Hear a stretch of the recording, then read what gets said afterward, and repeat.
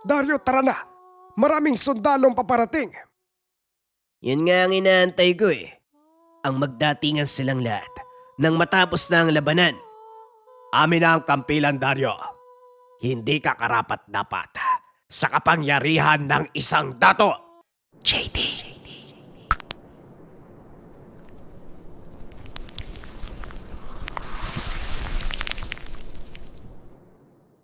Ang kwentong ito ay hango sa totoong buhay. Mula ito sa isa nating kabayan na itago na lamang natin sa pangalang Dario. Walang eksaktong taon. Probinsya ng Antique. Isinilang at lumaki sa kampo ng mga rebelde itong si Dario. Kaya naman namulat ang binata sa kasabihan. Kaaway ang mga taga-gobyerno. Sa murang edad, natutong makipaglaban ng binata. Nasanay sa kabundukan. Kaya naman napakabilis itong kumilos. Sa puspusang pagsasanay sa ilalim ng superbisyon ng ama. Kinilala bilang isa sa pinakamalakas, kinakatakutang mandirigma ng kanilang pangkat.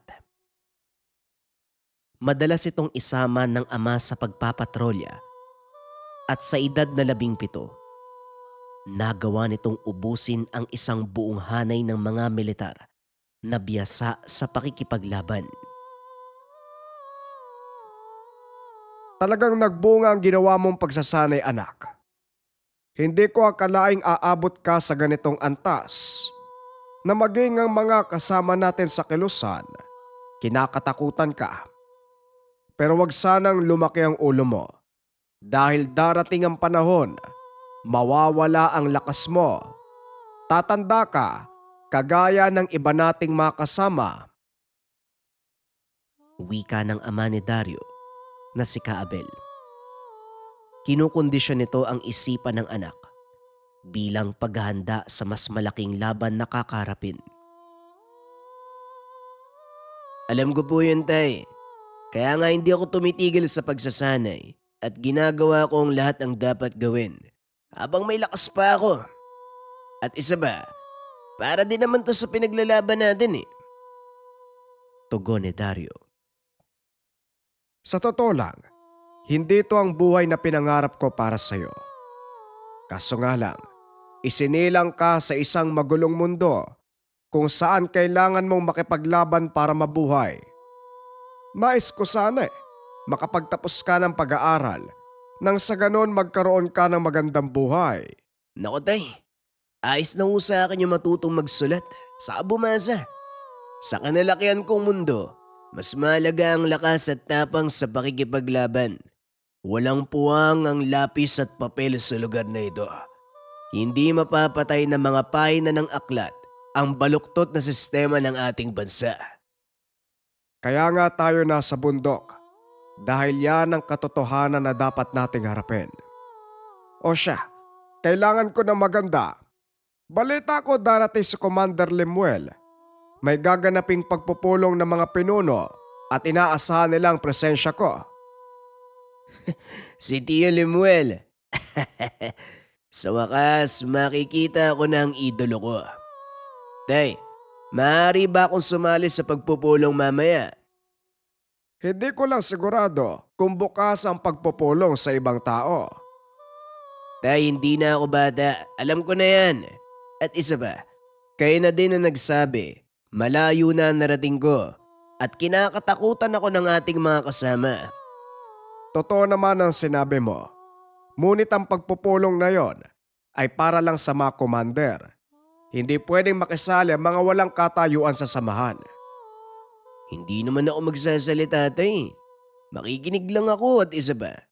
Hindi ba, karapatan din naming mga kasapi na malaman ko ano ang plano ng mga nakakataas. Walang nagawa si Kaabel.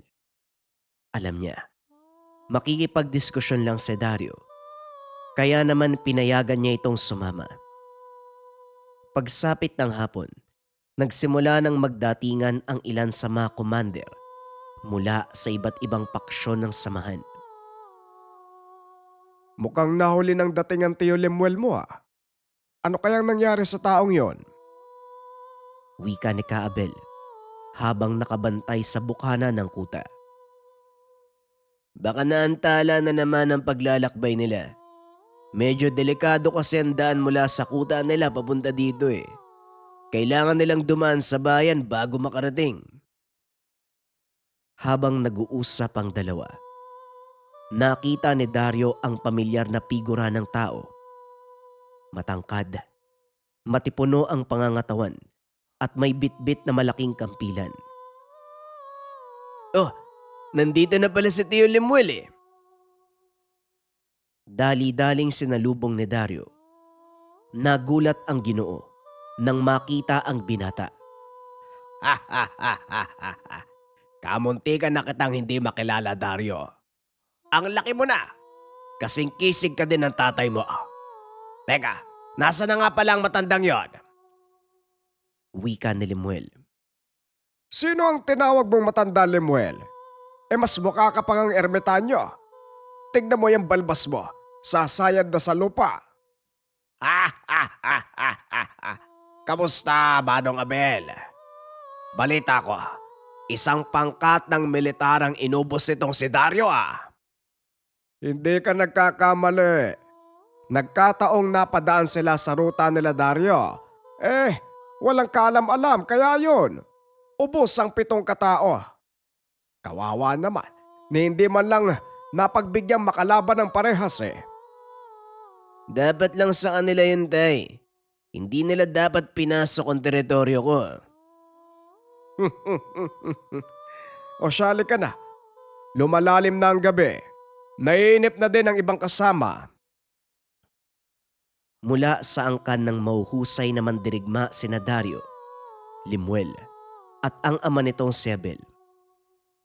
Noong kapanahunan ng kanilang ama, bago pa man sila sumapi sa kilusan, naging gerilya ito. Sinasabing nagawa niyang patayin ang mga hapon gamit lang ang mga kamay. Sa kasamaang palad, isa sa pinagkakatiwalaan nitong kaibigan ang nagbunyag sa kanyang sekreto sa mga kalaban. Ito ay ang pagkakaroon niya ng isang bertud mula sa mga aswang. Nang malaman na mga kalaban ang sekreto nito, kaagad siyang napatay. Nabuhay ang ama ni na Abel ng mahigit 100 taon. Nagagawa pa nitong makipaglaban ng mano-mano sa mas bata sa kanya.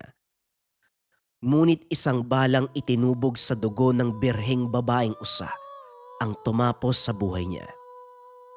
Sinasabing iniwan nito ang bertud sa kanyang ikalawang anak na si Lemuel. Ngunit hindi ito ginamit ng Ginoo dahil alam niya mula ito sa mga nilalang ng dilim. Balik tayo sa kwento. Nang matapos ang pagpupulong, isa-isa nang nag-alisan ang mga commander. Nagpaiwan naman sa lugar si Lemuel at ang isa pang tauhan upang makipaghuntahan sa pamangkin at kapatid na mahabang panahong hindi nakita. Tio Lemuel, gusto ko pong turuan niyo ako makipaglaban gamit ang kampilan ni Lolo Agosto. Ano? Bakit naman? Halos hindi ko na nga tumabuhat eh. Tignan mo, kasing tangkad mo. Paano mo pa kaya maiwawas-iwas yan? Isa pa, wala namang pinagkaibang kampilan sa itak eh. Kasi parang ang garang tignan pag kayong humahawak eh. Saka ang galing niyo pong makipaglaban gamit yan. Biglang inilabas ni Lemuel ang kampilan mula sa sisidlan. Inihagis ito sa malayo. O sige, kapag nadampot mo ang kampilan at nagawang ihagis sa akin pabalik, tuturuan kita. Yun lang pala eh. O sige, sandali lang tiyo ha. Dali-daling pinunta ng binata ang kampilang nakatarak sa lupa. Samantala, nag-usap ang magkakapatid. Sinubukang pigilan ni Abel si Lemuel dahil alam nito ang sekreto ng kampilan. Mukhang nagpapadalos-dalos ka sa pagpapasya. Alam mo mangyayari sa oras na hawakan ng pamangkin mo ang kampilan. Huwag kang mag-alala, Manong. Malakas ang pananalig ko na ang anak mo ay siyang reinkarnasyon ni tatay. Hindi ba sinabi niya sa atin, patuloy siyang mabubuhay sa bawat henerasyon? Pero paano kung hindi? Sa oras sa mawakan ni Dario ang kampilan, lalamunin siya nito. Itigil mo na, Lemuel! Sa oras na lamunin siya ng kampilan, isang bagay lang ang mapapatunayan natin. Hindi mo anak si Dario. Wala sa dugo natin ang nananalaytay sa kanya. Kalokohan! Naroon ka ng isilang siya ng kanyang ina. Paano mo masasabi yan sa sarili mong kapatid? Kung talagang anak mo si Dario, magtiwala ka. Dahil kikilalanin ng kampilan ang sino mang mula sa ating angkan. Huminahon ka, Manong, at manalig. Muling ibinaling ng dalawa ang atensyon kay Dario na noon ay nasa harapan na ng kampilan. Hinawakan nito ang hawakan ng sandata. Huminga ng malalim. Buong lakas na binunot mula sa pagkakabaon. Laking gulat ng dalawang Ginoo nang makita kung paano itong itaas ng binata. Hindi totoo to. Paano niyang nabunot ang kampilan? Sa akin lang sumusunod ang sandatang yan. O ngayon, higit pa sa inaasahan mo nangyari kay Lemuel, ano masasabi mo? Hindi lang basta reinkarnasyon ni tatay si Dario. Manong, may kakaiba sa anak mo. Walang ibang nakakapagpasunod sa sandatang yan kung hindi ako lang. Sinasabi ko na nga ba? Akala ko ba, ibinuon mo kasama ni tatay ang bertud ng gabunan? Hindi, Manong. Nasa hawakan nito ng kampilan at walang ibang kikilalaning amo ang sandatang yan kung hindi ako at si tatay. Dali-daling tinawag ni Abel ang anak. Ngunit nanlaki ang mga mata ng dalawa nang biglang ihagis ng binata pabalik kay Lemuel ang kampilan. Naloko na! Manong! Yuko! Sinalubong ni Lemuel ang kampilan. Sinalo ito gamit ang kanyang kamay.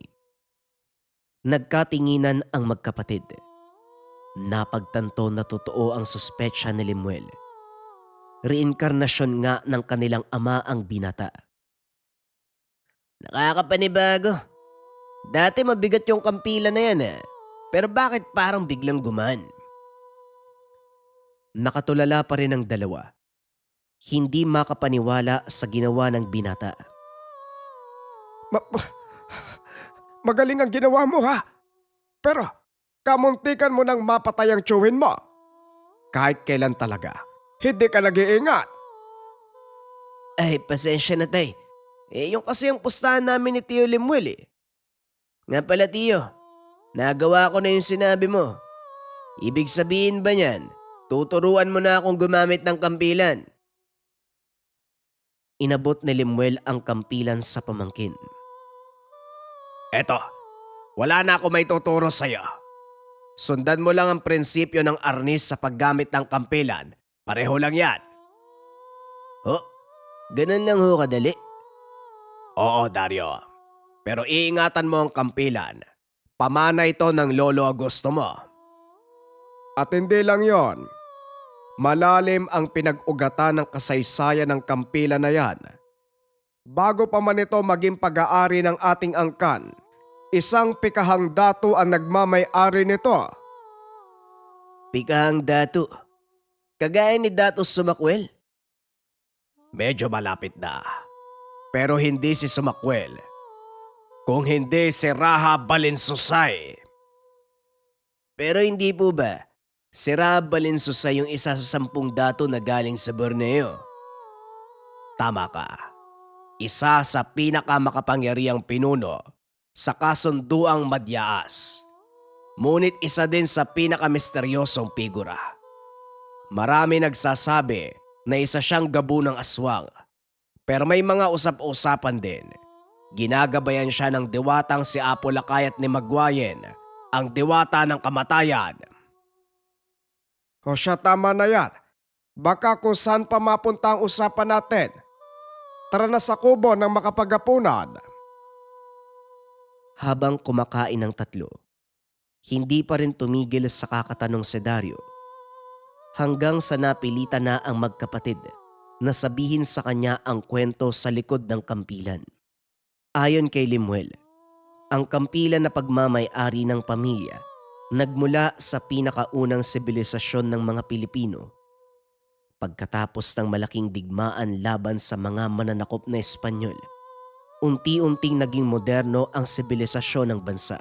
Nawala ang ilan sa mga sinaunang pinuno, ngunit may isang nanatili at patuloy na namumuhay sa kabundukan ng Hamtik sa Antique. Ito ay ang balangay ni Rahab Valenzuela. Sa mahabang panahon na umiral ang isang mapayapang pamayanan, walang sino man ang nangahas guluhin ang komunidad dahil na rin sa reputasyon ng mga taong nakatira doon. Kilala sa bansag na pintados ang mga mandirigma ng nayon, katawagang ibinigay ng mga Kastila na ang ibig sabihin, taong puno ng tattoo ang katawan. Brutal kung makipaglaban ang mga ito, lalo na ang kanilang pinuno. Sinasabi ding ang kampilan ni Rahab Valenzuela ay kumukuha ng kaluluwa ng sino mang mapaslang gamit ito. Yan ang naging dahilan kung bakit kinakatakutan ang mga pintados. At sa paglipas ng panahon, bigla na lang naglaho ang kanilang sibilisasyon ayon sa mga katigulangan o matatanda sa lugar. Nilisan ni Rahab Valenzuela ang mundo ng mga tao kasama ang mga mandirigma. Namuhay sa daigdig ng mga elemento, ngunit naiwan ang kanilang mga sandata at isa na doon ang kampilan ng Raha. Napunta ito sa kamay ng ninuno nila Limuel na kalaunan ay pinagpasapasa ng mga sumunod na henerasyon hanggang sa mapasa kamay ng ama nila Limuel. Ito ang naging simbolo ng angkan, dahilan kung bakit sila pinangingilagan pagdating sa labanan. At ang mas lalong nakapagbigay takot sa mga tao ay ang kwentong napatay ni Ka Agosto ang isang gabunang aswang gamit ang kampilan. Kinuha ang bertud nito, ibinaon sa mismong hawakan ng kampilan, kaya nauwaw ito sa dugo. Sa tuwing hahawakan ng isang taong puno ng galit ang puso, tiyak ang kamatayan ng sino mang makakalaban. Balik tayo sa kasalukuyan. Namangha si Dario sa kwento ng Shuin. Inakala naman ng dalawa na hanggang doon lang ang lahat. Ngunit lingid sa kalaman ng mga ito na may namuong plano sa isipan ni Dario. Kinabukasan, maagang nagising si Abel. Pinuntahan nito ang kubo ni Dario. Ngunit wala na ang binata sa higaan. Maayos ang pagkakatupi ng kumot at hindi nagusot ang sapi ng higaan. Napagtanto ni Abel na hindi doon natulog ang binata at ang lalo pang nakapagbahala kay Abel, wala doon ang kampilan ni Lemuel. Sinubukan niya itong hanapin, ngunit wala sa mga kasama ang nakakaalam kung saan nagpunta si Dario. Ilang sandali pa nagising si Lemuel. Kagad siyang kinausap ni Abel. Hayaan mo lang, Manong. Baka naman nagpatrolya. Inabot ng antok sa daan. Hindi ba gawain nun ng lumakad mag-isa? Oo, pero ang kinakatakot ko, wala sa kubo niya ang kampilan. Hindi kaya? Talaga naman, maaaring pinasok niya mag-isa ang kampo ng mga militar sa kanluran. Hindi niya kakayanin mag-isa ang napakaraming sundalo. At isa pa, malalakas sa sandata ang nakaimpil sa kampong yon. Mabaging mga engkanto. Ano bang inisip ng pamangkin mo? Alam mo, Lemuel, minsan, sinisisi kita sa mga nangyayari kay Dario eh. Dahil sa mga tinuturo mo sa batang yan, kaya nagpapadalos-dalos eh. Sadyang mapangahasang anak mo, Manong. Pero walang kinalaman doon ang mga tinuro ko sa kanya. Ay nako, mamaya mo na ako sisiyan. Halika na. Mamaya eh, kung ano pang mangyari sa mga sundalo. At talagang inalala mo pa yung mga militar ha? Alam mo ang kayang gawin ni Dario. Nung wala pa ang kampilan, ano pa ang kaya niyang gawin ngayon? Isa pa, Ang kampo ng militar sa kanluran, hindi natin makaaway. Sila ang pangkat na nakiharap sa atin noon sa usapang kapayapaan. Biglang nakaramdam ng panlalamig sa sikmura si Abel. Alam niya, maaaring magimik siya ng mas malaking kaguluhan ang gagawin ni Dario. Mabilis sa sinundan ng dalawa ang daan papuntang kanluran hanggang sa marating ng mga ito ang kampo ng mga sundalo. Kaso nga lang, wala namang nangyayaring kung ano sa lugar.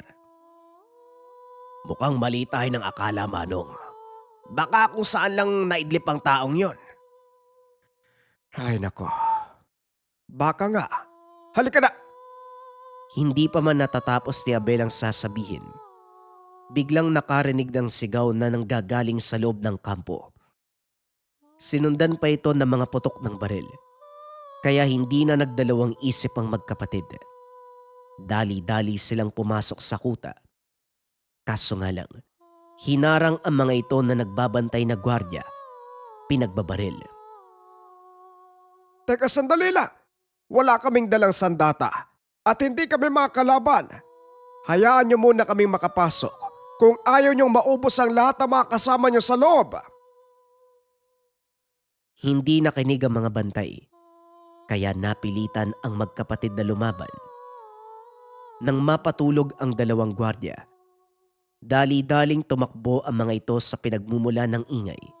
Doon nakita nila, nagkalat ang sundalong sugatan at ilan sa mga ito ay wala ng buhay. Ito na nga bang sinasabi ko, Lemuel? Hanapin mo si Dario. Kailangan natin siyang pigilan bago pa mahuli ang lahat. Nagtakip ng muka ang mga ito para hindi sila makilala. Nilibot ng patago ang buong kuta. Sunod-sunod na putok ng baril ang narinig ng dalawa hanggang sa matunto nila ang kinaroroonan ni Dario. Nakatayo sa malawak na kapatagan ng binata habang napapaligiran ng mga sundalong armado ng matataas na kalibre ng baril. Pilit pinapasuko ng mga ito ang binata. Akmang susugod na sana si Abel para tulungan ang anak, pero pinigilan nito ni Lemuel. Sandali lang, Manong. Panoorin natin kung anong gagawin ng anak mo. Anong sinasabi mo dyan? Hindi mo ba nakikita ang hawak na mga sundalong yan? Alam ko, Manong. Pero magtiwala ka sa hawak na sandata ni Dario. Magiging malaking gulo ito kapag nagkataon. Nilabag natin ang kasunduan sa usaping kapayapaan. Wala na tayo magagawa. Nandito na yan eh. At isa pa, sa malaot madali, sasalakay din ang mga militar. Nagsagawa sila ng usapang pangkapayapaan upang magkaroon ng panahon na matunto ng mga kuta ng kilusan. Hindi mo ba nakikita ang malalaking gamit na bandigma? Napatingin si Abel sa paligid. Napagtanto, naroon ang mga kagamitan bilang paghahanda sa isang malawak na pagsalakay. Hindi na ito muling nagsalita. Ibinaling ang tingin kay Dario na noon ay papasagod na sa mga kalaban. Namangha si Abel sa pinapakitang bilis ng binata. Ngayon lang nito totoong nasaksiyan na makipaglaban ng mano-mano ang anak. Iwinasiwas nito ang kampilan ng tsuwin na parabang bahagi ng kanyang braso. Nagpaputok ang mga kalaban, ngunit hindi nila magawang patamaan ang binata. Nagagawa din itong sanggain ng bala gamit ang talim ng hawak na sandata. Tuloy sa pakikipaglaban ng binata hanggang sa tuluyang maubos ang mga sundalong nakapalibot sa kanya. Kinuha naman ni Kaabel at Lemuel ang pagkakataon upang awatin si Dario at lumabas sa kuta. Dario, tara na! Maraming sundalong paparating! Yun nga ang inaantay ko eh. Ang magdatingan silang lahat nang matapos na ang labanan. Wala tayo sa lugar para harapin ang buong puwersa ng mga kalaban. Kulang tayo sa tao at kagamitan. Kaya ko silang ubusin, tay. Kung natatakot kayo, maaari nyo akong iwan. Maglalakad sana palayo si Dario nang bigla itong hawakan ni Lemuel sa balikat. Amin na ang kampilan, Dario. Hindi ka karapat-dapat sa kapangyarihan ng isang dato. Hindi nagawang kumilos ni Dario na tila ba may nakatali sa mga paa at kamay. Kusa ding nabitawan ng binata ang kampilan. Tumusok ito sa lupa. Matapos ay nawala ng malay si Dario. Nalasing sa kapangyarihan ng kampilan ng anak mo, Manong. Hindi ko dapat pinahawakan sa kanyang sandata. Halika na, umalis na tayo. Dali-daling umalis ang tatlo sa kuta. Mabuti na lang, hindi sila naabutan ng mga paparating na puwersa ng militar. Wala ring nakakilala kay Dario, kaya hindi nila matukoy kung saang paksyon ng mga rebelde nagmula ang binata. Nang magising si Dario, wala itong maalala sa mga nangyari. Pilit tinatanong ni Abel ang binata kung ano ang dahilan. Ngunit kahit anong gawin ni Dario, wala itong maisagot sama. Pinaliwanag ni Lemuel ang nangyari. Saka pa lamang napagtanto ni Dario ang lahat. Nagawang manipulahin ng kampilan ang kanyang isipan at ginising ang karahasang nasa pagkatao. Dahil sa kaganapan, napaisip si Dario na kahit ano pa ang layunin mo sa sandaling magpakain at magpadala sa kadiliman, nagbabago ito. Simula ng araw na yun, hindi na muling hinawakan ng binata ang kampilan. Inilayo na din ito ni Lemuel sa kanya. Dahil sa tuwing lalapit ang Ginoo sa pamangkin at dala nito ang kampilan, tila tinatawag ng sandata ang binata. Sa paglipas sa mga panahon, nagpasya si Lemuel. Ibaon na lang ito kasama ng labi ng kanilang ama. Delikado ang taglay na kapangyarihan ng kampilan dahil ito ay maraming pinagdaanan na dugo ng mga kalaban, nilalang, aswang, elemento, maging ng mga dayuhan. Ang mga kaluluwa nila ay nagtipon sa lakas ng sandata na tanging ang mga malalakas na tao lamang na may matinding determinasyon ang makakahawak. Ito ang sumpa at kapangyarihan ng lakas na dulot ng kampilan ni Rahab Balinsusay. Ang kwentong ito ay hango sa totoong buhay. Mula ito sa isa nating kabayan na itago na lamang natin sa pangalang Felipe. Taong 1998, Davao del Sur. Bawat tao may nakatagong pangarap sa ikabuturan ng mga puso. Ang pangarap na magkaroon ng isang magandang buhay. Yung tipong gigising ka sa umaga na walang mabigat na suliranin. Walang utang na kailangang bayaran. Walang kumakalam na sikmura. At kung may dumating mang unos o problema, mabibigyan kagad ng solusyon dahil matatag ang bawat aspeto ng pamumuhay.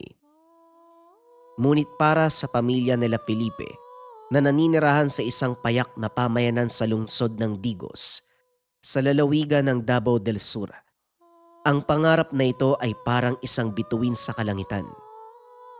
Maganda, nagniningning, pero napakalayong abutin. Si Felipe ay isang 20 anyos na binata. May matipunong pangangatawan, kayumangging balat, at mga matang puno ng pag-asa. Anak siya ni Aling Susan at Mang Damian. May isang nakababatang kapatid, si Angie. 18 taong gulang, kakagraduate pa lamang sa high school na may karangalan. Ang mga magulang ni Felipe ay may munting pwesto sa pampublikong palengke ng Digos. Doon nagtitinda ng mga gulay na galing sa sariling ani, pati na rin ng mga prutas. Sa lahat ng mga paninda, ang pinakamabenta at pinakapinagmamalaki ng pamilya ay ang mga langka. Malalaki, mabango, at may matatamis na dilaw na laman. Isang gabi, pagkatapos ng mahabang araw ng pagtitinda, Iba ang pakiramdam sa loob ng bahay nila Felipe. Hindi katulad ng dati na maingay at masaya. May mabigat na katahimikan na bumabalot sa pagkainan. Naghugas ng kamay si Aling Susan pagkatapos ay humarap sa dalawang anak. Naupo si Mang Damian sa isang mahabang bangkito, hawak ang tuhod na parabang may tinitiis na kirot. Felipe, Angie, maupo muna kayo dito sa papag. May importante kaming sasabihin ng tatay nyo tungkol sa mga susunod na buwan. Lumapit si Felipe, bitbit ang isang basong tubig. Tumabi sa kapatid, kumunot ang noo. Ano po yun, Nay? Parang kinakabahan po ako ah. May problema po ba sa pwesto sa palengke? Wika ni Felipe. Oo nga po, Nay. Bakit parang seryoso ata yung mukha nyo ngayon? May sakit ba si tatay? Wika ni Angie. Nagbuntong hininga ng malalim si Mang Damian. Tumingin sa mga anak. At sa mga mata nito, makikita ang labis na pagod ng isang ama na ginawa ang lahat pero hindi pa rin sapat. Alam kong matatalino kayo mga bata. Ngunit alam nyo naman ang buhay natin ngayon, 'di ba? Hindi tulad ng dati. Hindi masyadong maganda ang gulay natin dahil sa pabago-bagong panahon. Marami ding kakumpetensya sa palengke na nagbababa ng presyo nila. Wika ni Mang Damian. Maigpit tayo ngayon sa bahay, lalo na pagdating sa pera mga anak. Sakto lang minsan ang naiuwi namin ng tatay nyo para sa bigas at pambayad sa kuryente. Halos nagmamahala na din ng lahat ng bilihin ngayon. Ano po bang ibig niyong sabihin, Nay? Matagal namin tong pinag-isipang mabuti ng tatay nyo. Felipe at Angie, nakakalungkot at nakakapanghinayang man. Pero ang katotohanan, hindi kayang pagsabayin ng bulsa ang pag-aaral niyong dalawa. Kailangan muna nating pumili. Isa sa inyo ang hihinto sa pag-aaral sa darating na pasukan. Matanda na kami ng nanay nyo mga anak eh. Ang katawan ko hindi na rin katulad ng dati. Hindi ko kaya maghanap ng iba pang trabaho bukod sa ginagawa natin ngayon. Pasensya na kayo. Pasensya na kung nabibigo ko kayo bilang ama. Bago pa man makapagsalita si Angie, bago pa tuluyang maiyak si Aling Susan, hinawakan ni Felipe ang balikat ng ama. May ngiti sa mga labi nito, isang ngiti ng pagtanggap at pagmamahal. Nanay, tatay, huwag po kayong humingi ng pasensya. Sa katunayan nga po, matagal ko na rin gustong sabihin sa inyo na si Angie na lang muna yung mag-aaral. Huwag niyo po ako masyadong isipin. Felipe, sigurado ka ba? Alam kong pangarap mo makapagtapos. Oo, tay. Siyempre, naaawa din ako sa inyo ni nanay. Nung nakaraang gabi kasi, narinig ko yung pag-uusap nyo. Sabi nyo, masakit na po yung likod at paa mo pero pinipilit nyo pa rin bumangon ng alas 4 ng umaga para mag-ani. Hindi ko na kayang makitang nahihirapan kayo, tay. Lalong-lalo na nagkakaedad na ho kayo. Pero kuya, paano yung mga pangarap mo? Ayos lang ba talaga yun sa'yo? Mas matanda ka. Dapat nga ikaw yung unang makapagtapos eh. Huwag mo ko masyadong alalahanin, Angie. Total, nakatungtong na ako kahit sa unang taon lang sa kolehiyo. Sa kursong agrikultura. Ayos na yun sa akin. Naranasan ko na mag-aral sa kolehiyo at may kaunting alam na. Ikaw, kakagraduate mo pa lang ng high school oh. Nangunguna ka sa klase. Sa tingin ko, mas kailangan mo yung pagkakataon na yan eh. Mas malayong mararating ng talino mo. Niyakap ni Angie ang kuya at nagpasalamat. Maraming salamat Kuya Felipe ah. Wala po kasi akong ibang hinangad sa buhay kundi makapagtapos eh. Para balang araw, may ahon ko yung pamilya natin sa kahirapan. Basta isang malaking kondisyon ah. Huwag ka munang magbo-boyfriend doon sa universidad. Magsipag ka sa pag-aaral. Yan lang ang kabayaran na hihingin ko sa'yo. Natawa ng bagya si Angie. Oo naman kuya, pangako. Libro lang ang haharapin ko. Tumingin si Mang Damian sa panganay na anak, puno ng pagmamalaki at pagpapasalamat. Ay maraming salamat sa iyo, Felipe. Napakaswerte namin ng nanay mo na ganyan ang puso mo. Salamat at naiintindihan mo ang kalagayan natin. Tumigil man sa pag-aaral, hindi niya ito ginawang dahilan upang magbukmok o mawalan ng pag-asa. Buong puso nitong ibinungos ang lakas sa pagtulong sa mga magulang. Araw-araw bago pa man lumabas ang liwanag at habang ang hamog ay makapal pa sa kapaligiran, gising na si Felipe. Kung minsan, kapag nakikitang hirap bumangon ang ama dahil sa rayuma, sinasabihan na lamang nito ang mga magulang na manatili na lang sa bahay upang makapagpahinga.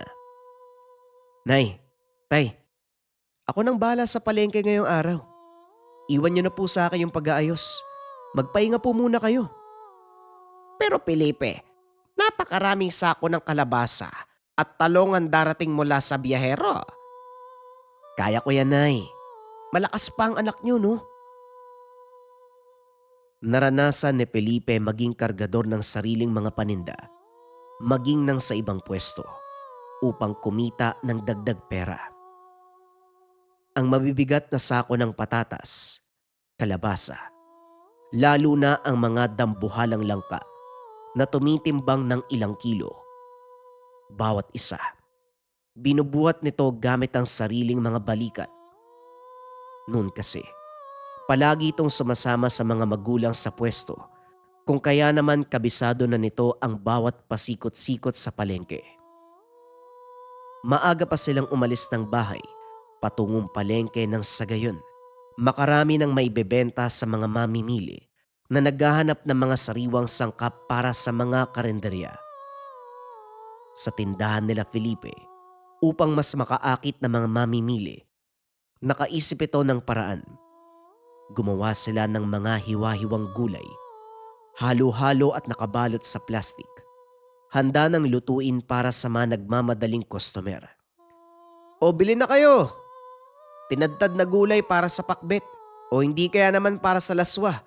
Sariwa pa ang mga yan. Sa pwesto nila, makikita ang maayos sa pagkakailera ng mga hiniwang talong, kalabasa, sitaw, maging ang mga hilaw na langka na ginagamit sa pagluluto ng sarsyadong gulay na may gata. Bukod sa mga hilaw, meron din silang espesyal na pwesto para sa mga hinog na langka. Ang amoy ng hinog na langka, napakabango.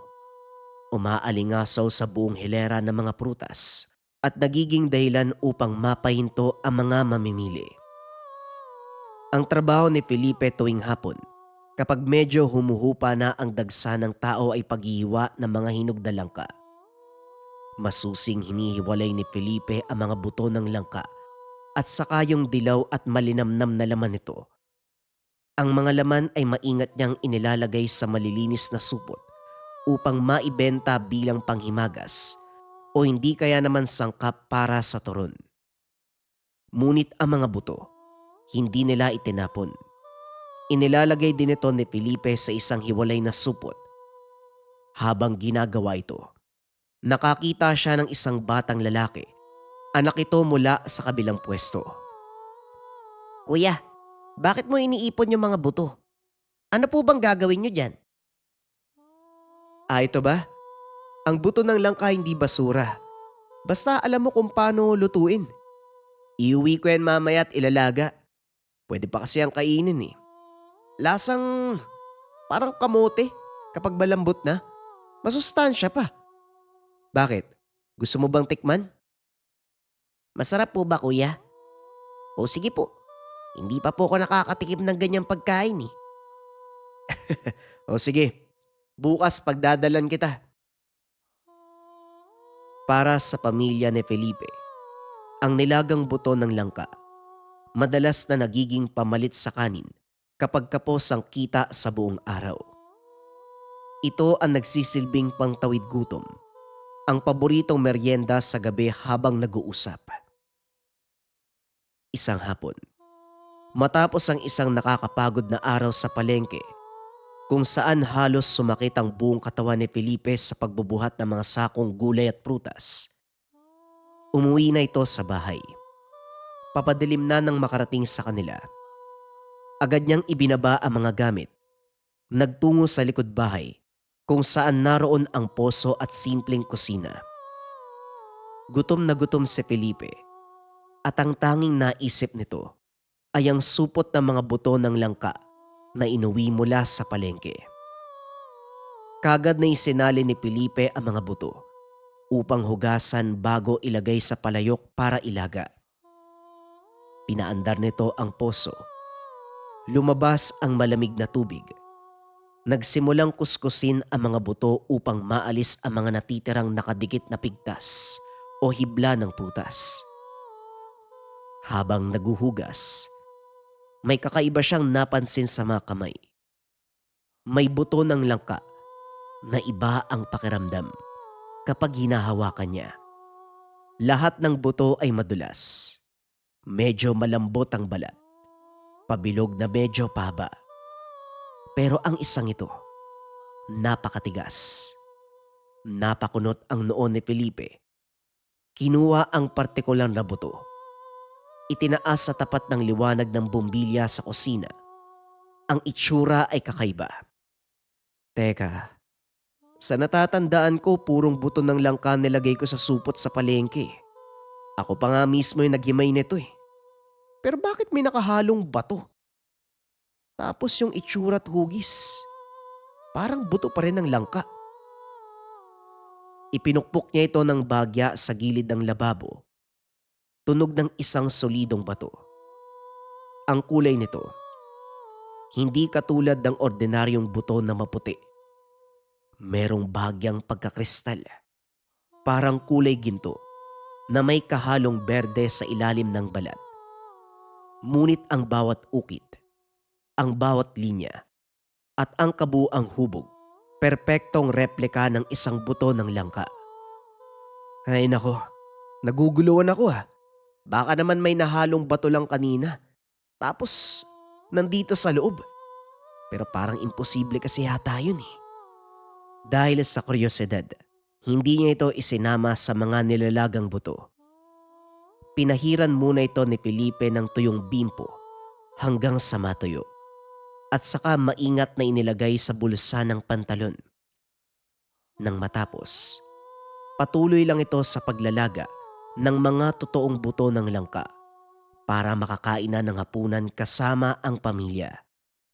Matapos ang hapunan, kagad na pumasok si Felipe sa silid upang matulog.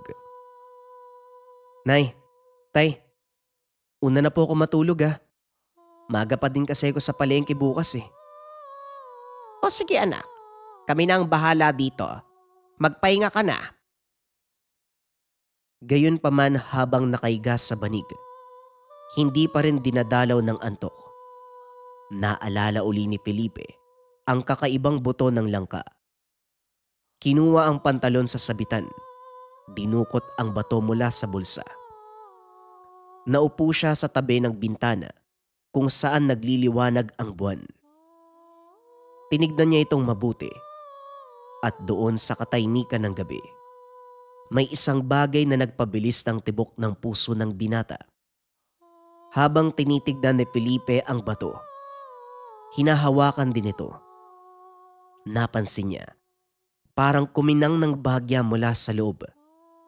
Isang banayad, mainit, at kulay gintong liwanag ang sumilip sa mga ukit ng bato. Na parabang may sarili itong hininga o pintig ng puso.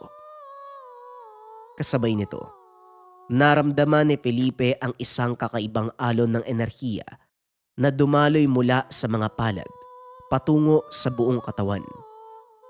Ang pagod na naramdaman sa buong araw sa palengke ay biglang napawi. Nawari pinalitan ng isang matinding lakas at panatag ng kalooban. Kinabukasan, hindi na nakatiis si Felipe. Habang nag-aalmusal, inilapag niya ang kakaibang bagay sa gitna ng hapagkainan. Nay, Tay, Angie, Meron akong gustong ipakita sa inyo. Nakuha ko to kagabi habang naguhugas ako ng buto ng langka na ilalaga sana. Nagulat at namangha ang mga magulang. Kinuha ito ni Mang Damian at sinuri. Ano ba to, bato? Pero bakit kahugis ng buto ng langka? Diyan nga po ako nagtataka, tay. Kagabi po nakita akong kuminang yan ng bagya habang hawak ko. Damian, hindi kaya. Swerte ang batong yan. May mga kwento ang matatanda noon sa Cotabato tungkol sa mga bagay na nagiging bato sa loob ng prutas. Tumatangos si Mang Damian. Mukhang may naalala din. Tama ka, Susan. Kung hindi ako nagkakamali, may mga tinatawag silang mutya. Yung matalik kong kaibigan na si Timoy, isa siyang antingero na nakatira sa may liblib na kabundukan. Marami siyang alam tungkol sa iba't ibang uri ng mga bato. Agimat, patibot siya na mula sa kalikasan. Sikat siya dito sa Davao at kilala bilang mahusay at tapat na antingero. Mabuti pa, dali natin sa kanya para makumpirma. Pagsapit ng hapon, matapos isara ang pwesto sa palengke, nagtungo sina Mang Damian at Felipe sa tahanan ni Mang Timoy. Sa loob ng tahanan nito, amoy insenso at may mga nakasabit na iba't ibang ugat ng puno. May mga kakaibang bato sa dingding. Si Mang Timoy, kasing edad din ng tatay ni Felipe na may mahabang puting balbas. Nang makita nito si Mang Damian, malugod itong tinanggap ang kaibigan. Damian, kaibigan ko! Kamusta? Napabisita ka? Timoy, may nais sana kaming ipakita sa'yo. Hindi kasi namin alam kung ano yan eh. Gusto lang sana naming makumpirma kung ano ba ang bagay na ito. Maingat na inilabas ni Felipe ang bato mula sa isang telang panyo. Inilagay sa ibabaw ng mesa. Ang mata ni Mang Timoy, na dati ay kalmado, ay biglang nanlaki. Agad nitong kinuha at tinignan ng mabuti. Nagsindi ng kandila. Itinapat ang bato sa liwanag. Anak na! Felipe, saan mo ito nakuha? Sa loob po ng hinog na langka. Galing po sa paninda namin. Humarap si Mang Timoy sa kanila. May malawak na ngiti sa muka. Dapat nga maligaya kayo eh. Ang hawak mo, Felipe, isang tunay at napakabihirang mutya ng langka. Sa loob ng ilang taon ko bilang antingero, ito pa lang ang ikalawang pagkakataon na nakakita ko ng ganitong kadalisay. Naupo ng maayos si Mang Timoy at inayos ang salamin. Nagsimula itong magsalaysay tungkol sa mga malalalim na misteryo at gamit ng mutyang natagpuan. Makinig kayong mabuti. Ang mutya ng langka ay hindi ordinaryong anting-anting. Ito ay isang biyaya mula sa mga espiritu ng kalikasan na naninirahan sa pinakamatatandang puno sa kagubatan. Hindi ito basta-basta natatagpuan. Ito ang pumipili ng taong pagpapakitaan. Ang taong may malinis na puso, may matinding determinasyon, at may pagmamahal ang madalas pinipili ng mutyang ito. Inilapit pa ni Mang Timoy ang bato kay Felipe. Nagpatuloy sa pagbibigay ng aral. Ang pangunahing gamit ng mutya ng langka ay pagpapalakas ng kalooban. Tiwala sa sarili. Ang sino mang nagmamay-ari ng bato, hindi panghihinaan ng kalooban. Kung ikaw ay may mga pangarap sa buhay na parang imposibleng makamit, ang mutyang ito ang magbibigay sa iyo ng lakas upang malagpasan ang anumang hadlang. Gagawin itong baka lang iyong determinasyon. Ngunit hindi doon nagtatapos ang kapangyarihan ng mutya ng langka. Patuloy pang pinaliwanag ni Mang Timoy ang iba pang kamanghamanghang gamit. Una, karisma. Tulad ng prutas ng langka na may matamis na amoy na umaakit sa lahat ng tao at hayop sa kagubatan. Ang may hawak ng mutyang ito, magkakaroon ng natatanging karisma. Ang iyong mga salita magiging matamis at kapani-paniwala sa mga makakarinig. Kung ikaw ay makikipag-usap sa mga tao para sa negosyo, trabaho, madali silang magtitiwala sa iyo.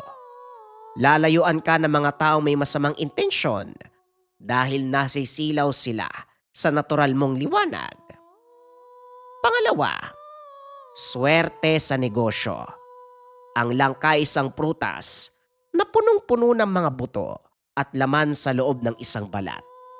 Simbolo ito ng kasaganahan. Ang mutyang ito, mabisang pampaswerte sa kabuhayan. Kung ilalagay mo ito sa iyong pwesto o palengke o sa lugar kung saan mo itatabi ang iyong kita, aakit ito ng mga mamimili. Ang iyong paninda, palaging mauubos. At sa uli, magbibigay ng proteksyon laban sa kalamidad at sakit. Ang balat ng langka ay may mga tinik. Bagamat hindi sobrang talas, ito ay nagsisilbing proteksyon ng prutas. Ang mutya ng langka, nagbibigay din ng proteksyon sa tahanan. Iniiwas itong pamilya sa mga mabibigat na karamdaman, nagtataboy ng masamang espiritu o inggit ng kapwa na maaaring magdala ng malas sa inyong pamilya. Napatitig si Felipe sa bato na para bang manghang-mangha. Makapangyarihan pala to. Mang Timoy, pero paano ba yan aalagaan? Paano masisiguro na hindi mawawala yung bisa niyan? Yan ang pinakamahalagang bahagi, Felipe. Ang mutya ay parang nilalang. May mga alituntunin na dapat mong sundin upang mapanatili ang kapangyarihan. Una, linisin mo ito gamit ang likas na elemento tuwing gabi ng Biyernes o tuwing sasapit ang bilog na buwan. Hugasan mo ang mutya gamit ang langis na ito. Pagkatapos, patuyuin mo sa sikat ng araw. Ganun kasimple. Huwag na huwag mong gagamitin sa kasamaan, sa pagmamataas o panloloko ng kapwa.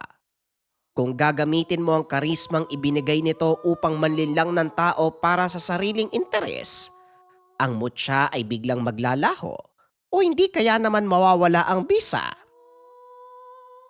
Inabot ni Mang Timoy ang bato pabalik kay Felipe. Hawakan mo ito, binata. Isipin mo ang pinakamalaking pangarap. Ipinikit ni Felipe ang mga mata habang maigpit na hawak ang mutya ng langka. Sa isip nito, nakita niya ang kapatid na si Angie, nakasuot ng toga, tumanggap ng diploma sa universidad. Nakita din ni Felipe ang mga magulang na hindi na kailangan magtrabaho sa ilalim ng init at ulan sa palengke, kundi nagpapahinga na lamang sa isang maganda at matatag na bahay habang pinapanood ang paglubog ng araw. Nakita niya din ang kanilang pwesto sa palengke na naging isang malaking grocery store o isang matagumpay na negosyo. Habang iniisip ito ni Felipe, ang mutya sa mga kamay ay lalong uminit. Ang init na yun, hindi nakakapaso, kundi isang napakapanatag na init, isang yakap ng pag-asa.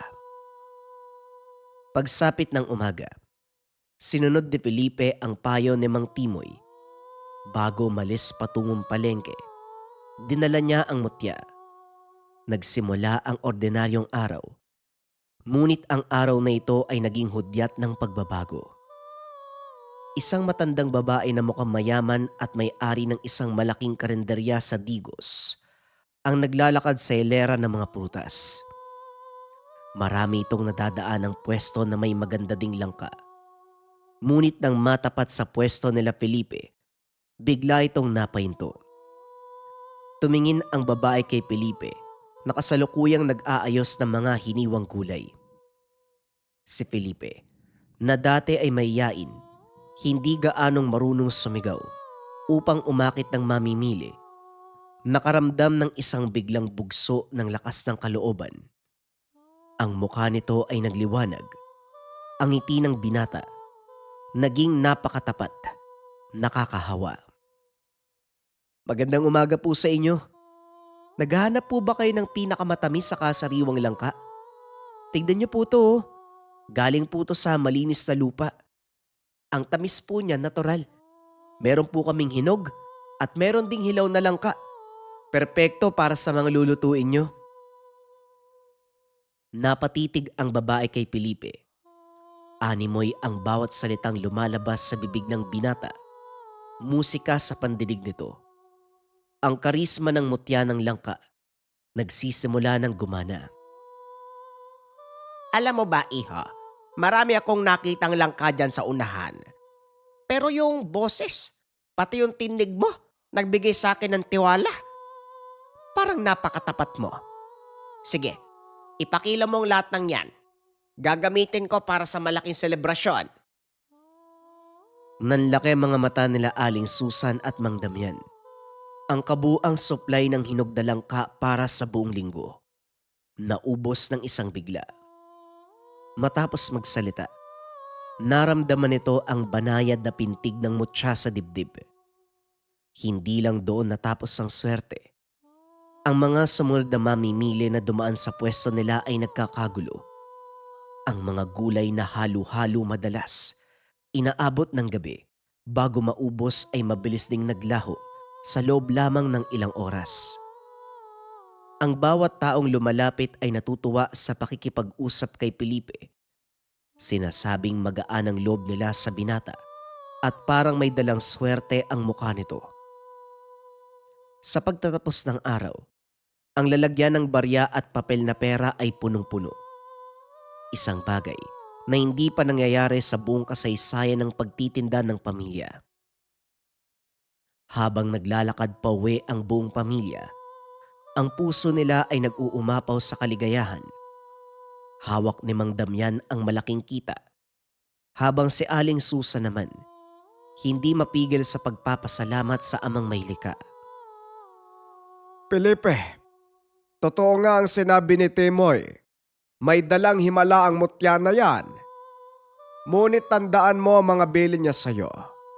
Ang pinaka-importante sa lahat, wag na wag kang magbabago. Ang tunay na kapangyarihan ay wala sa bato, kundi sa kung paano mong ginagamit ang pagkakataong binigay nito upang tumulong.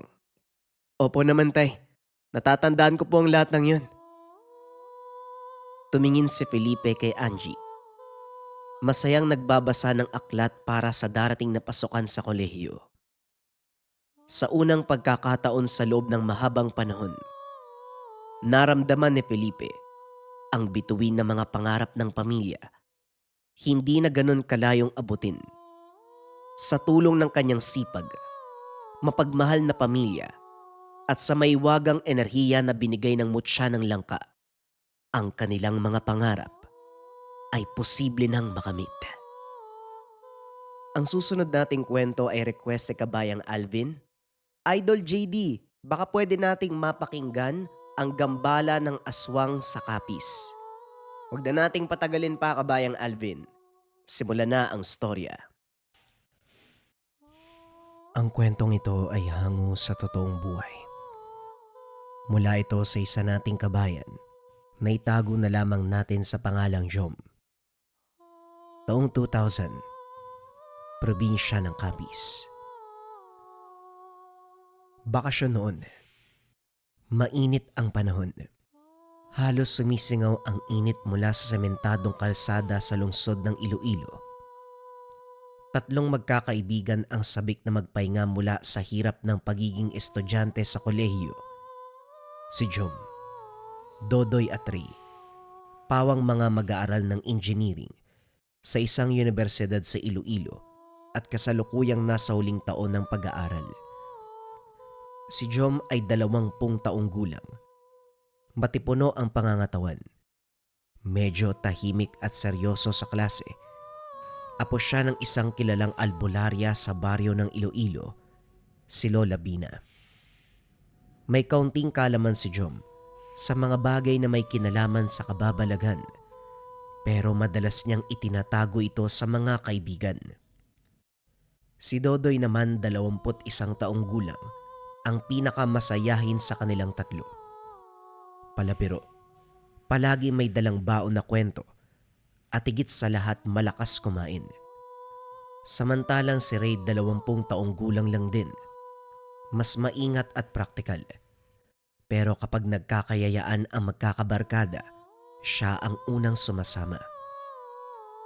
Pagod na sila sa sunod-sunod na pagsusulit, proyekto, at walang katapusang gawain sa eskwela. Kaya naman habang kumakain sila ng tanghalian sa kantin, lumabas ang ideya ng isang maikling bakasyon. Mga pre, grabe yung taon na to ah.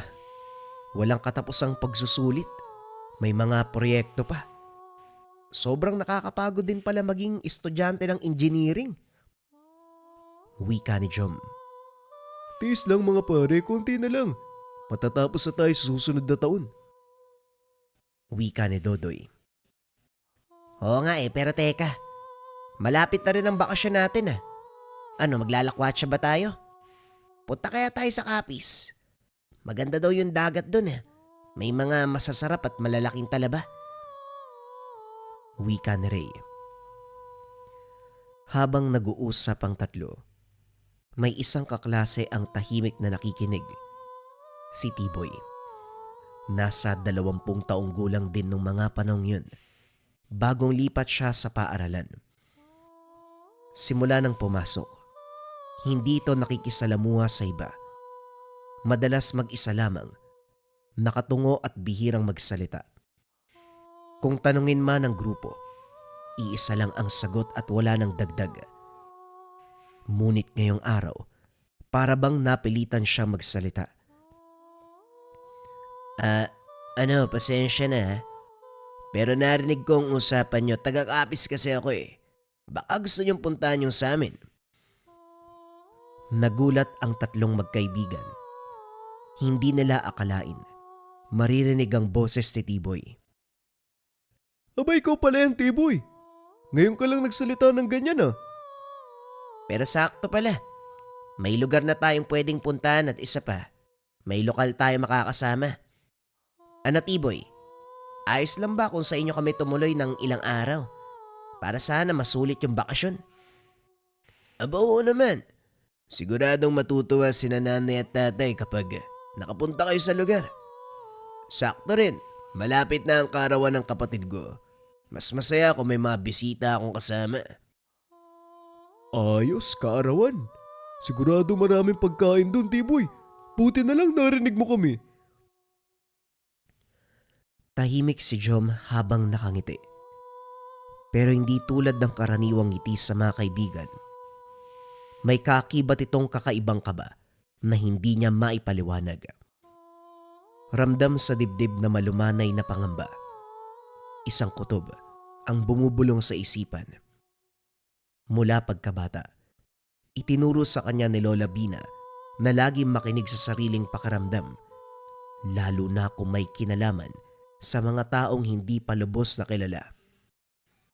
Sa unang pagkakataon, wari may bumubulong kay Jom na mag-ingat kay Tiboy.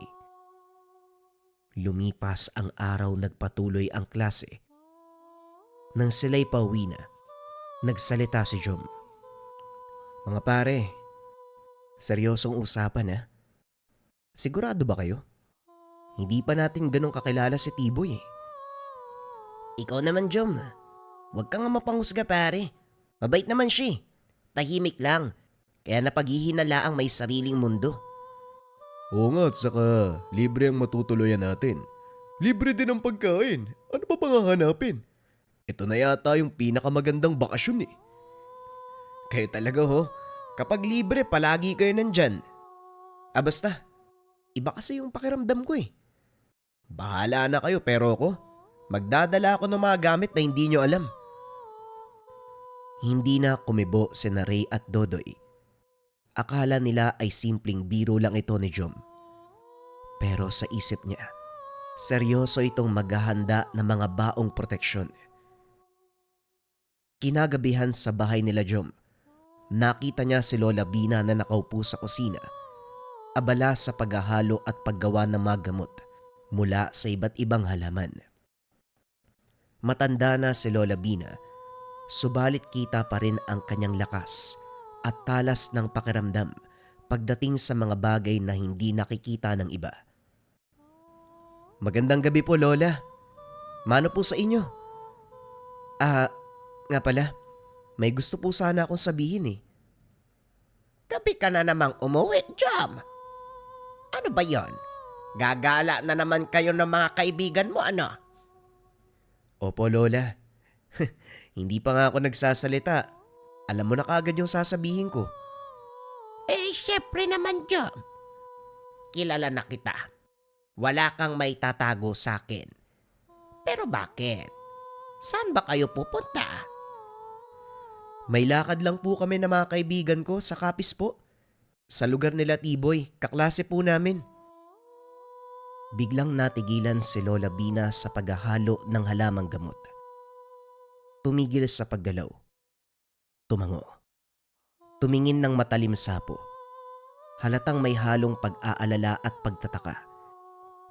Kapis. Makinig ka, Jom. Kapag tumuloy kayo, dalhin mo ang mga ito. Iba't ibang uri ng gamit, pero ang langis na ito may dasal na nakapaloob. At itong kalamansi, ilagay mo sa bulsa ng salawal mo. Si Lola naman, ang dami niya no. Nakakaya sa mga kasama ko baka pagtawanan ako nila Dodoy at Ray. Huwag kang magpatawa, proteksyon yan.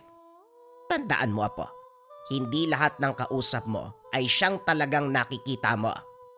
Ang mga aswang, hindi palaging lumilipad na halimaw sa gabi. Minsan, nakikisalo, nakikikain, nakikihalubilo. Ngunit ang dugo nila ay iba. Ang hangarin ay palaging masama. Natahimik si Jom. Ramdam ang bigat ng boses ni Lola Bina. Pero Lola, paano ko malalaman kung may daya ang pagkain? Ano bang tawag dun? Sa bulag. Kinuha ni Lola ang isa sa mga kalamansi at pinisil. Pinatak ang katas sa isang maliit na peraso ng tuyong karne na nasa mesa. Tignan mong mabuti, ganito yan. Kapag ang pagkain ay galing sa masamang nilalang, lalabas ang tunay nitong anyo sa oras na mapatakan ng katas ng kalamansi. Maaring magkulay itim. Umalingasaw ang mabahong amoy. Doon mo malalaman kung ligtas ba o hindi. Huminga ng malalim si Jom. Kinuha ang mga gamit. O sige po Lola, dadaling ko po ang lahat ng yan. Pero sana naman, walang masamang mangyari sa amin doon. Hinawakan ni Lola Bina ang kamay ng apo. Tumingin sa mga mata. Apo, makinig kang maigi. Hindi ko sinasabing huwag kang magtiwala, pero palagi mong papakinggan ang kutob mo. Huwag basta-bastang tatanggap ng pagkain at inumin, lalo na kung hindi mo kilala ang nagbigay. Higit sa lahat, huwag mong kakalimutan na may mga nilalang na nagtatago sa anyong tao. Pagsapit ng gabi, hindi kagad nakatulog si Jom. Nakaiga siya sa kwarto at nakatitig sa kisame. Naririnig ang mga kuliglig at huni ng palakas sa labas. Subalit mas malakas ang pintig ng kanyang dibdib. Sa isip niya, paulit-ulit ang babala ng kanyang lola na ang mga aswang hindi kaagad nakikilala hanggat hindi sila karap sa dilim. Ngunit sa kabilang banda, sabik din siya makasama ang mga kaibigan sa isang bakasyon. Matagal na rin mula nang sila ay nakapamasyal. Kinabukasan maaga silang nagkita sa harap ng universidad. May mga dalang backpack, may baon at punong-puno ng kasabikan. Dumating si Tiboy at may suot na simpleng kamiseta. Dala ang maliit na supot ng pasalubong para sa kapatid. Habang nasa bus, nag-usap sina Dodoy at Ray. Si Jom naman ay nakatingin sa bintana. Sinusulyapan ang asul na langit at malawak na palayan na dinadaanan. May kaba sa dibdib na hindi niya masabi. Pagdating sa bayan, sumakay sila ng tricycle papunta sa baryo nila Tiboy. Mga iyo, saan ba kayo tutungo? Sa amin ho, dun sa kabilang baryo malapit sa dagat. Malayo sa Kabiasnan. Biglang natahimik ang driver. Animoy may naalala na hindi dapat pang banggitin. Dahan-dahang kumunot ang noo. Bagyang yumuko. Marahan siyang lumapit kay Jom. Bumulong. Nako iho, mukhang malayo yun ah. Mag-iingat kayo ah. Ang sabi, maraming kwento sa lugar na yun eh. May mga pamilya ng aswang na naninirahan. Napayuko si Jom. Hindi niya binanggit kahit kanino ang narinig. Subalit lalo siyang kinabahan. Pagdating sa bandang unahan, doon na lang sila binaba ng driver. Hindi na ito naglakas ng loob na tumungo pa sa mismong baryo nila Tiboy. Marahil dahil sa kaba o ayaw din na mapalapit sa lugar na yun. Bago tuluyang bumaba, pinaalalahanan uli sila ng driver na mag-ingat. Pagbaba ng tricycle, huminto muna ang apat sa gilid ng kalsada. Malapit ng magdilim at ang paligid ay nagiging kulay kahel dahil sa paglubog ng araw. Ang hangin ay malamig, may kakaibang bigat. Wari may halong amoy na hindi mawari ni Jom. Mula roon ay naglakad sila sa makitid na daan. Patagilid sa pagitan ng mga simpleng bahay na may agwat sa bawat isa. May maliliit na bakuran. Ang tunog ng mga alon ay marahang umaalingaw-ngaw sa hindi kalayuan. Kasabay ng ihip ng hangin ay may dalang alat. Paminsan-minsan makakarinig ng huni ng mga ibon, ngunit parang may kakaibang tono. Tila sinusundan ang kanilang bawat hakbang. Habang papalapit sila sa baryo, lalong naramdaman ang katahimikan ng paligid. Animoy pinagmamasdan sila ng kung sino. Ay, salamat nakarating din. Ang haba ng biyahe, parang naluto ko sa init at alikabok. Oo nga, pero sulit naman. Tahimik sa lugar na to. Parang nasa ibang mundo ka. Tahimik si Jom. Ang mga mata ay palipat-lipat. Sa mga kawayan, sa mga bahay na yari sa pawid, at mga manok na nagtutukaan sa bakuran. Pagdating sa bahay nila Tiboy, sinalubong sila ng mga magulang nito at ng nakababatang kapatid na babae. Ang bahay nila ay simple ngunit kakaiba. Isang kubong nakatayo malapit sa dalampasigan. Sa harap nito, naroon ang malawak na bakuran. May mga gulay at ilang kahoy na nakatali. O anak, nandito na pala kayo. Pumasok na kayo ng mga kaibigan mo nang makapagpahinga. Mukhang pagod na pagod kayo sa biyahe ah. Wika ni Nanay Ites. Mga iyo, huwag na kayo mahiya. Pasok na kayo dito, huwag kayo matakot. Hindi naman kami nangangain eh. Wika ni Tatay Tarsing. Si tatay talaga. Huwag niyo pong takutin ang mga kaibigan ko. Natawa si Tatay Tarsing. Subalit kapansin-pansin ang matalim na tingin kay Jom na halos hindi nagsasalita. Pumasok sila sa bahay. Maliit lamang ito ngunit malinis. Ang mga gamit ay nakaayos ng mabuti. Sa dingding ay may nakasabit na mga lumang lambat at kahoy na sagwan. Tanda ng pangingisda bilang kabuhayan ng pamilya. Habang lumalalim ang gabi, lalo nilang naririnig ang hampas ng mga alon na tila nakikipag-usap sa pandinig. Bandang 7:00 ng gabi, naghain si Nanay Ites ng hapunan. May nilagang baboy, adobong pusit na bagong huli, pritong isda na galing mismo sa dagat sa tapat ng bahay nila. Sa wakas, makakakain na rin tayo. Ang sarap ng mga ulam ah. Siguradong mabubusog ako dito. Ngunit si Jom, nakatitig lamang sa mga pagkain. Pasimpleng kinuha ang kalamansi mula sa bulsa. Piniga ang katas sa nilagang baboy, maging sa pusit at pritong isda. Walang nangyaring kakaiba. Ligtas para kainin. Nakahinga siya ng maluwag at nagsimulang kumain. Pagkatapos ng hapunan, tumambay sila sa labas ng tahanan. Ang dagat ay kumikislap sa ilalim ng liwanag ng buwan at ang hangin ay malamig. Habang nag-uusap si Ray, Dodoy kasama si Tatay Narsing, lumapit si Tiboy kay Jom. Jom, nakita kita kanina. Pinigaan mo ng kalamansi yung ulam. Pasensya ka na pare ha. Bilin kasi ni Lola Bina eh. Alam mo naman, yung mga kwento tungkol dito sa baryo mo. Naiintindihan kita pare. Pero tandaan mo, hindi lahat ng taga rito ay masama.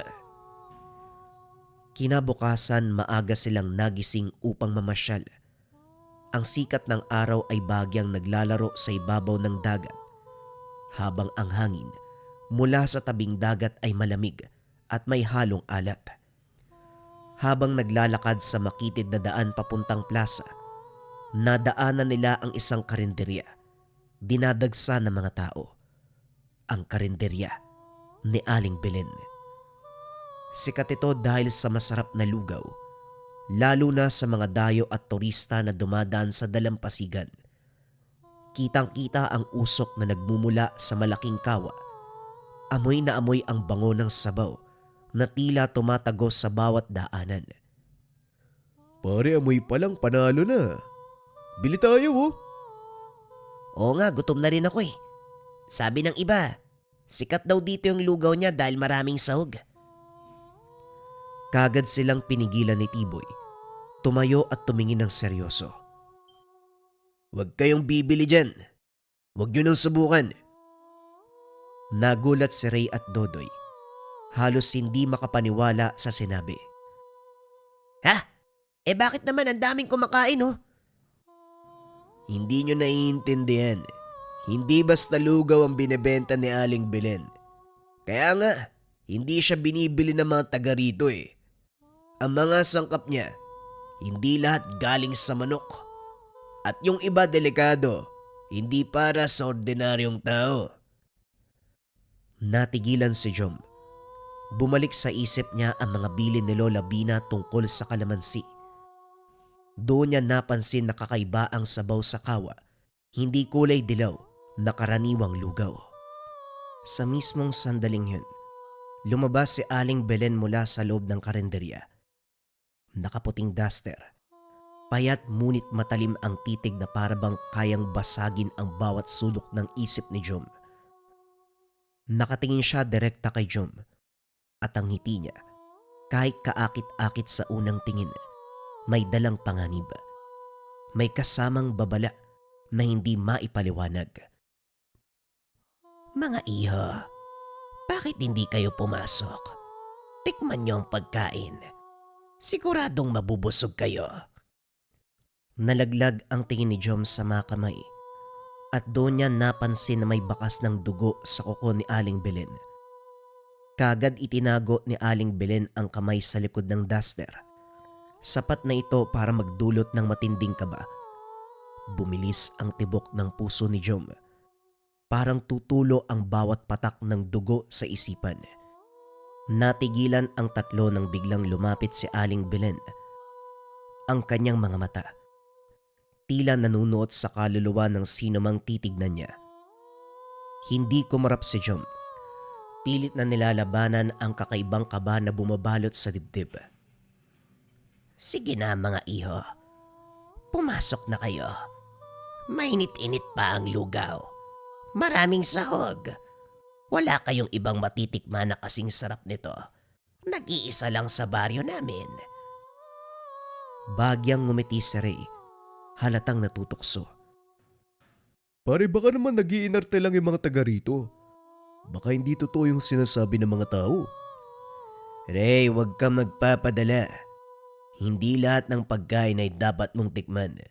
May dahilan kung bakit walang taga-baryo ang bumibili dito. Tahimik lang si Dodoy. Ngunit hindi pa rin niya maitago ang pagtulo ng laway sa amoy ng mainit na lugaw. Amoy pa lang, siguradong magugutom ka na. Habang nag-uusap, napansin ni Jom na sa gilid ng karenderya may nakatabing malaking sako. May tumutulong likido mula rito, malapot at kulay pula. Tila hindi dugo ng hayop, kundi masyadong sariwa, parang dugo ng tao. Kagad niyang hinila si Tiboy. Itinuro ito ng pasimpleng senyas. Nakita rin ni Tiboy. Nagpalitan ng tingin, sabay kipit balikat na parang sinasabing tama ang kanilang hinala. Sumabat si Aling Belen. Narinig ang bulungan nila. Mga iho, huwag kayong mag-alala. Malinis at ligtas ang mga niluto ko. Lalong tumindig ang balahibo ni Jom. Hindi siya nagsalita. Bagkus ay hinila na lamang si Ray at Dodoy palayo. Kailangan na nating umalis. Baka kung ano pa mangyari dito. Naglakad sila ng mabilis palayo sa karinderya. Pero bago pa sila tuluyang nakalayo, sumilip muli si Jom. Nakita niyang may dalawang lalaki. May estranghero din. Ang pumasok sa karinderya at kagad umupo. Tuwang-tuwa si Aling Belen habang binibigyan sila ng pagkain. Habang naglalakad pabalik sa tabing dagat, hindi na nakapagpigil si Ray. Pare naman, baka nagkamali tayo. Kung totoo yung sinasabi ninyo, bakit ang daming kumakain dun? Wala namang nangyari sa kanila, di ba? Ray, hindi mo alam. Marami nang nawala dito. Mga turista, mga dayo. Madalas sila yung huling nakikitang kumakain sa karinderya ni Aling Belen. Hindi na sila nakakauwi. Tahimik si Dodoy. Sa unang pagkakataon na wala ang kanyang gana, ang tiyan na kanina ay kumakalam, ngayon ay nanglalamig na. Samantalang si Jom, muling nakaramdam ng bigat sa dibdib. Ang mga bilin ni Lola Bina, paulit-ulit na umaalingaw-ngaw sa kanyang isipan na mag-ingat lalong-lalo na sa pagkain. Sa pagbalik sa bahay sa tabing dagat, ramdam ng lahat na hindi na ito simpleng bakasyon. Sa hindi kalayuan, may mahinang tawa ang sumasabay sa hampas ng alon. Alam nila na mula to kay Aling Belen. Kinagabihan habang payapang nakaiga si Ray, Dodoy at Tiboy sa banig, hindi makatulog si Jom. Sa labas ng kubo nila Tiboy, malakas ang hampas ng alon, kasabay ng mahinang ugong ng hangin. Sa bawat pagdampi ng malamig na simoy sa kanyang balat, lalo lang itong kinikilabutan. Kagad napatingin sa liwanag ng buwan na tumatama sa alon. Sa hindi kalayuan, may anino siyang napansin. Isang tao na may buhat-buhat na sako. Dumaan ito sa gilid ng dagat, papunta sa direksyon ng baryo. Pare, gumising ka. May tao sa labas. May dalang sako, tignan mo. Dumungaw si Tiboy at nakita din ang nilalang. Ang lakad nito ay mabigat at nahihirapan. Parang pasan ang isang bangkay. Hindi nila makita ang muka dahil natatakpan ng ulap ang buwan. Ngunit ramdam nila, hindi ordinaryo ang dala nito. Hindi na nagdalawang isip si Jom. Kinalabit din si Ray at Dodoy. Pagkahawak niya sa balikat ni Dodoy, bigla itong nagising. Ano ba pare? Anong oras pa lang o? Anong kailangan mo? O bakit? Ano bang meron? Tignan niyo yung nilalang sa hindi kalayuan. Parang kakaiba eh. Mangingisda lang yan. Lambat o hindi kaya huling mga isda yung dala niyan. Hindi ganyan ang itsura ng bitbit ng mangingisda. Masyadong mabigat, masyadong tahimik. Nagpasya silang sundan mula sa malayo. Lumabas ang apat ng tahimik sa kubo. Ang buhangin ay malamig sa kanilang mga paa. At ang dagat ay wari nakikinig din sa kanilang bawat takbang. Habang sinusundan ang nilalang, napansin nila na dumiretso ito sa isang makitid na landas, papunta sa likod ng karinderya ni Aling Belen. Pagkarating doon, tumigil ito at binaba ang sako. Doon sa ilalim ng maputlang liwanag ng buwan, gumulong palabas ang nilalaman. Isang katawan ng lalaki. Sigurado sila na dayo ito. Mahahalata sa suot na hindi pangkaraniwan. Maputla. May malalaking hiwa sa braso. Napatakip ng bibig si Dodoy. Muntik nang mapasigaw si Ray. Bagamat matapang ay napatras din. Anak nang, totoo nga ang sinabi mo, Tiboy. Hindi sila nakagalaw nang biglang lumabas si Aling Belen mula sa likod ng karinderya. Nakasuot siya ng puting duster. Ang buhok ay nakalugay. Ang mga kuko ay mahaba. May bahid pa ng sariwang dugo. Yumuko ito. Nilapit ang kamay at inilubog sa sugat ng biktima. Doon nila nakita, sinubo ni Aling Belen ang sariwang dugo. Parang sabaw na matagal niya nang inaantay. Pagkatapos ay tumingin siya sa paligid na parang may inaamoy. May matang naninilip. Kagad napayoko ang apat at nagtago sa likod ng kawayan. Nanginginig na ang tuhod ni Dodoy. Pare, umuwi na tayo. Baka mamaya tayo yung isunod yan eh. Ngunit bago pa sila makalis, nakarinig sila ng mahinang tawa. Isang malamig na tawang dumiretso sa kanilang pandinig kahit walang gumagalaw sa paligid. At doon nila naisip, hindi ordinaryong tao si Aling Belen. Mabilis na kumabog ang dibdib ng tatlo habang nakasilip sa likod ng mga kawayan. Si Jom, bagamat sanay sa bilin ni Lola Bina, hindi pa rin handa sa nasaksiyan. Isang matandang babae na katulad ng isang halimaw kung kumilos, walang pakundangan kung sumipsip ng dugo ng tao. Muling yumuko si Aling Belen sa katawan ng kawawang turista. Subalit maya-maya ay tumigil siya. Itinaas ang ulo. Sininghot ang hangin at ngumisi. Alam ko, may mga buhay talaga na malapit. Sariwa, matamis. Nariyan lang sila. Bigla siyang lumingon sa direksyon na pinagtataguan nila Jom. Madilim ang paligid. Kahit maliwanag ang buwan, wari tinakpan ng alapaap ang kalangitan. Pare, alam niya. Alam niyang nandito tayo. Hinila sila ni Tiboy. Dahan-dahang umatras. Sinubukang hindi lumikha ng ingay. Ngunit sa isang maling hakbang ni Dudoy, nadurog ang tuyong kawayan sa ilalim ng kanyang paa. Tumigil si Aling Belen sa ginagawa. Tumawa ito ng malakas at mahaba.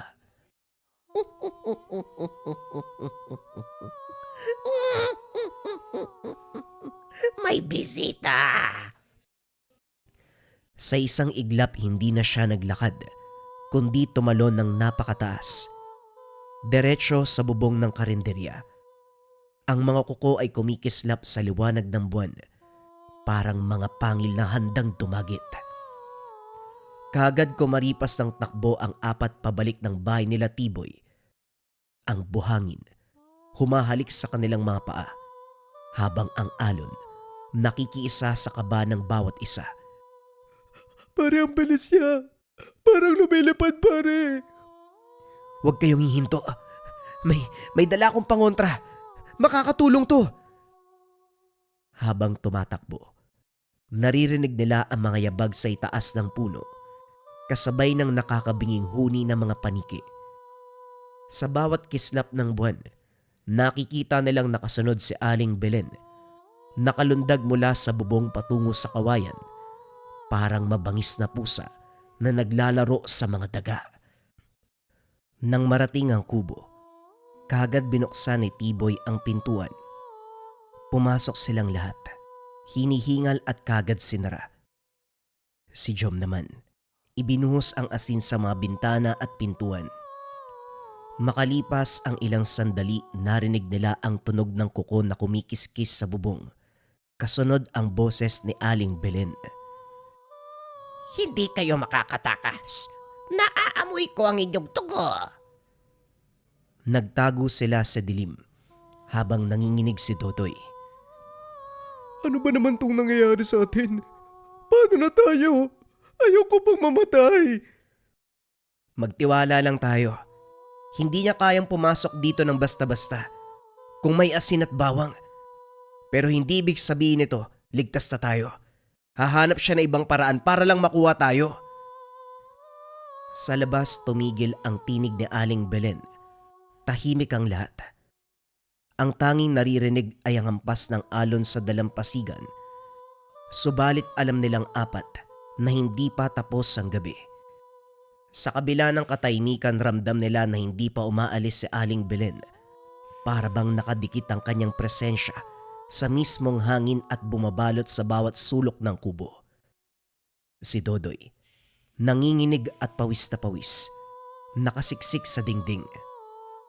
Mga pare, hindi ko na kaya. Para ako mababaliw eh. Yung amoy parang patay na daga na pumapasok sa ilong ko eh. Labanan mo, Dodoy. Huwag kang magpapadala. Biglang umalingaw-ngaw ang tinig ni Aling Belen. Hindi mula sa labas, kundi mula sa loob ng kanilang isipan.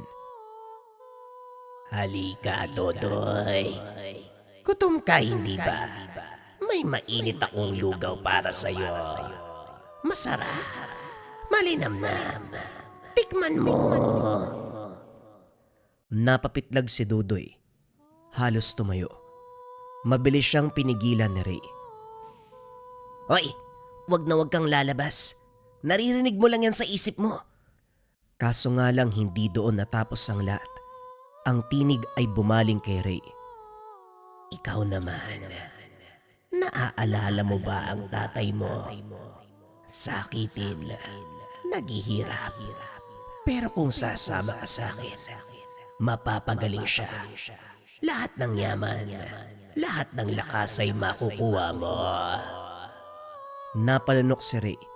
Para bang may parte sa isipan niya na gustong maniwala, sapagkat kagad pinikit ang mga mata at tinakpan ng tenga. Hindi yan totoo. Tumigil ka. Si Jom. Ramdam ang bigat ng boses sa paligid. Kinuha ang maliit na bote ng langis mula sa bag. Dinampot din ng bawang at asin. Tiboy, tulungan mo ko. Ilagay natin to sa sulok ng bahay. Kailangan palakasin natin ng proteksyon. Magkasabay nilang nilagyan ng asin ang mga bintana. Ipinatong ang bawang sa bawat sulok. Pagkatapos, binuksan ni Jom ang bote ng langis. Pinatak sa sahig. Pinaikot. Parang guwit na bilog. Pagkatapos gawin ng bagay na ito, biglang umalingaw-ngaw ang isang napakalakas na sigaw mula sa labas. Isang sigaw na puno ng galit at pagkagutom. Mga hangal, hindi niyo ko matatakasan. Sa oras na humina ang liwanag, sa oras na magkulang ang inyong bantay, kayo ang susunod na magiging putahe ko. Dumagungdong ang alon sa dagat. Lumakas ang hangin. Ang bubong ng kubo ay nag-ingay. Para bang pinag-iigante ng gabi ang pagtataboy nila sa nilalang. Ngunit sa kabila ng lahat, nakahinga sila ng maluwag. Alam nilang kahit papano, nakapaghanda sila. Subalit malinaw sa kanila na hindi magtatagal, muli silang susubukan ni Aling Belen. Gabi pa rin ang mga oras na ito. Nakasiksik silang lahat sa loob ng kubo. Nakapako ang tingin sa dilim. Halos hindi makagalaw. Bawat kaluskos sa labas ay parang dagok sa kanilang dibdib. Ang amoy ng bawang at asin ay nangingibabaw sa hangin. Hindi nagbigay ginhawa, kundi lalo pang napaigting ng kaba. Wari ba, higit na ikakagalit ng nilalang na nag-aabang. Muling sumingaw ang tinig. Ngayon hindi na ito bulong sa isipan. Malinaw, malakas, dumadagongdong mula sa bubungan. Huwag na kayong magtago. Walang asin, walang bawang, walang langis na makakapigil sa akin kung gugustuhin ko kayong pasukin. Sunod-sunod na dagundong ang yumanig sa bubong. Mabibigat na yapak. Tumatalon at pumapadyak. Wari pilit na binubutas ang pawid. Nagising ang mga magulang ni Tiboy sa ingay na tila nagbabantang guguhong langit. Diyos ko, anong nangyayari dito, Tiboy? Ano ba to? Nay, si Aling Belen ho. Kagad sumabat sa usapan ang kanyang ama. Nanlilisik ang mga mata. Wala ka talagang pinipili, Belen. Dito pa mismo sa pamamahay namin. Anong gagawin natin? Nandito na siya. Sa kabila ng takot ay tumindig si Jom. Maigpit at matigas ang boses niya. Huwag kayong bibigay. Lalaban tayo. Tiboy, hawakan mo ang sako ng asin. Ray, ikaw dito sa bawang. Doy, sindihan mo yung kalan. Bilisan mo! Kahit nanginginig kagad na kumilos, si Dodoy ay nagsindi ng apoy gamit ang uling at kahoy. Si Ray, kagad dinurog ang bawang, hinaluan ng langis. Si Tiboy ay maigpit din ng pagkakahawak sa sako ng asin. Lahat ng ito ay hinaluan ng langis. Sa isang iglap, bumagsak ang kalahati ng bubong. Napasigaw sina Tiboy at Ray. Mula sa guwang ng pawid, lumitaw ang anino ni Aling Belen. Maitim, payat, halos butot balat. Kumikinang ang kanyang mga mata na tila nagliliyab. Ang mga kuko ay mahabat matalim na parang sandata. Ngayon wala na kayong lakas. Sa akin na kayo. Bumagsak siya mula sa bubungan. Subalit mabilis si Jom. Binato ang hawak na mga pangontra sa katawan ni Aling Belen. Umusok ang balat nito at napatras. Sumigaw ng napakalakas.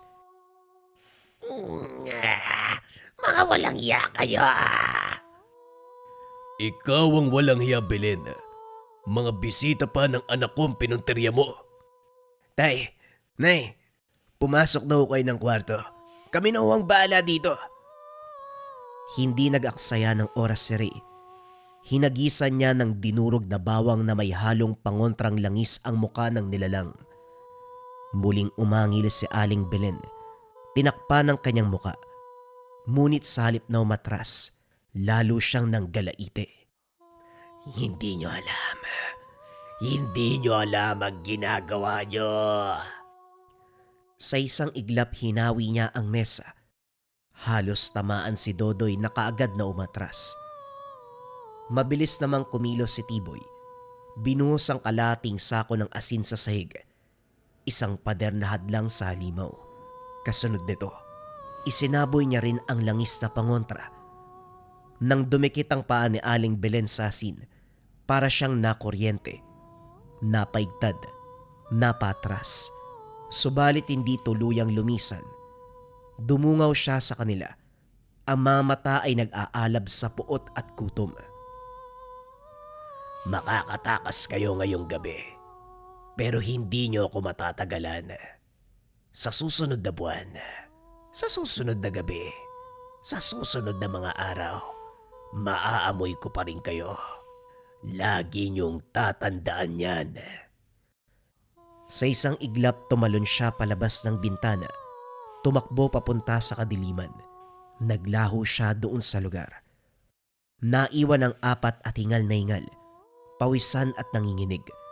Sapagkat alam nila na hindi pa tapos ang lahat. Pagkatapos ng malupit na sagupan, naupo ang apat sa buhanginan malapit sa kubo nila Tiboy. Ang mga alon ay patuloy na humahampas sa mga paa. Dahan-dahang hinila ang buhangin at ang malamig na hangin ay nagbubunyi sa kaunting tagumpay. Halos ramdam ang bawat hampas ng dagat sa mga balat at sa bawat hininga, ramdam nito ang bigat ng kaganapan. Hindi ko na kayang ulitin to, grabe. Jom, parang mamamatay na tayo dun ah. Tama si Dodoy, yung lakas niya parang hindi tao eh. Si Jom ay nakatingin sa dagat. Hawak ang bote ng langis at asin. Malinaw sa kanyang mga mata ang kaba, pero may kasabay na determinasyon. Ramdam ang bigat ng responsibilidad sa mga balikat. Alam niyang hindi sila pwedeng bumitaw sa gitna ng panganib. Hindi tayo pwedeng tumakas. Kung aalis tayo ng walang laban, kahit sino pang tao magpunta dito, mabibiktima. Ang pinakamabisang gawin natin ay magplano ng maaga. Kailangan natin ng proteksyon. Mahalagang malaman din kung anong mga kahinaan niya. Tahimik silang nag-isip. Bawat isa ay pinipigilan ang sariling takot. Hanggang sa muling nagsalita si Tiboy. Alam nyo, nung kabataan ko, nakita ko na ang mga yanggaw dito sa baryo. May mga paraan para mapigilan sila. Hindi basta makakatagos kung gagamitin ng mga lamang gamot, bawang, asin at langis. Pero kailangan maging matalino tayo. Hindi pwedeng sumunod na lang kagad o baka mas mapahamak tayo kapag walang naisipang plano. Anong gagawin natin? Paano natin malalabanan yung isang nilalang na katulad nun? Una, kailangan nating gumawa ng bakod na panangga sa kubo. Asin sa bawat sulok, sa bawat bintana, langis lagyan din natin. Yun ang unang hakbang para hindi basta makapasok ang nilalang. At sa oras na makapasok siya sa lugar, kailangan natin mag-isip ng paraan na humina siya at doon natin siya mapapatay. Tahimik na nagplano ang apat. Sa bawat hakbang ramdam nila ang bigat ng responsibilidad na nakasalalay sa kanilang mga kamay. Hindi na lang ito simpleng bakasyon. Ito ay laban para sa buhay, laban para sa kinabukasan, at laban para sa mga susunod pang araw sa baryo. Kailangan din nating obserbahan siya, bawat kilos niya, bawat galaw at pag-uugali. Dito natin matutuklasan kung paano maiiwasan o mapipigilan si Aling Belen. Mga pare, sana hindi tayo mamatay dito. Bagaman sa kabila ng takot, may maliwanag na katotohanan. Nagkakaisa sila. Sa unang pagkakataon, ramdam nilang hindi lang basta takot ang bumabalot sa bawat isa. May lakas din. Lakas ng loob, determinasyon at tiwala sa isa't isa. Ang buwan ay patuloy na sumisilip sa dalampasigan. Naglalarawan ng gabi na puno ng panganib, subalit may bahid ng pag-asa. Ang mga bituin, nakikinig sa kanilang mga plano at sa bawat hampas ng alon, naririnig din ang paalala na hindi pa tapos ang laban. Alam ko na, sa bukang liwayway, sisimulan natin ang susunod na hakbang. At sa oras na handa na tayo, himayin natin ang lihim niya at tatalunin siya. Sa malayong karinderya, naramdaman ni Aling Belen ang kislap ng liwanag mula sa baybayin. Alam niyang may nagbabantay sa kanya. May nakamasid sa dilim. At sa gabing yun, nagpasya siyang mag-intay, tahimik at maingat. Sumapit ang bukang liwayway. Ang apat na magkakaibigan ay nakatayo sa gilid ng kubo. Bawat isa ay may hawak na armas. Sari-sariling paraan. Asin, bawang. Lahat sila ay merong langis. Maliliit na kahoy na patusok ang dulo upang ipangdepensa. Ito na ang oras. Kailangan natin maging matalino at mabilis. Hindi lang lakas ang labanan dito. Kailangan din ang utak at puso. Handa na ako. Basta magkasama tayo, kaya natin to. Bigla nilang naramdaman ang malamig na simoy ng hangin. Sa isang iglap, lumitaw sa tabing dagat si Aling Belen. Ang mga kuko ay kumikislap sa talim.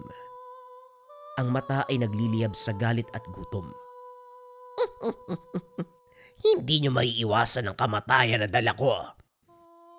Tumalon siya patungo sa kubo. Mabilis na parang kidlat.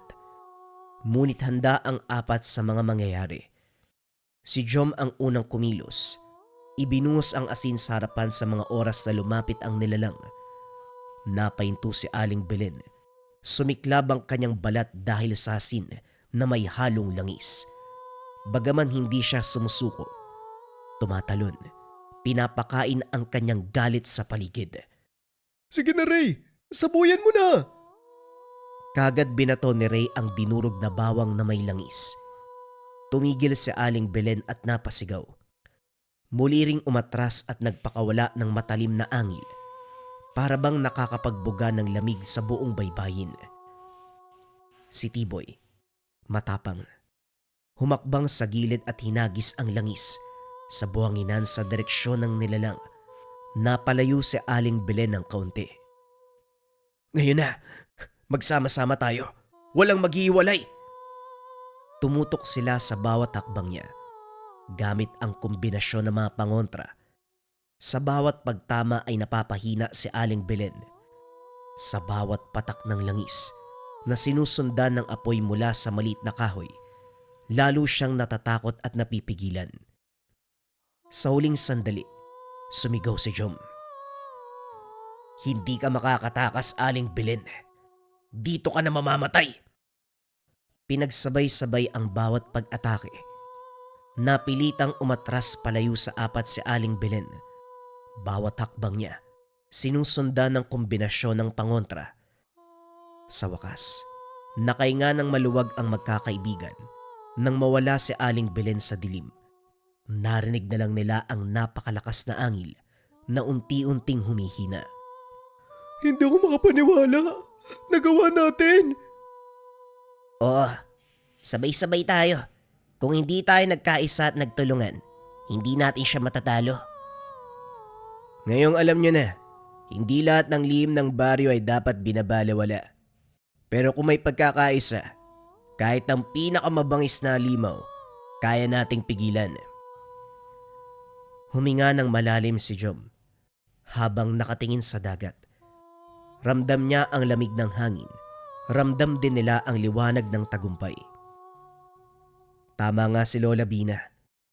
Kailangan makinig palagi sa kutob sapagkat yon ang unang babala ng ating damdamin.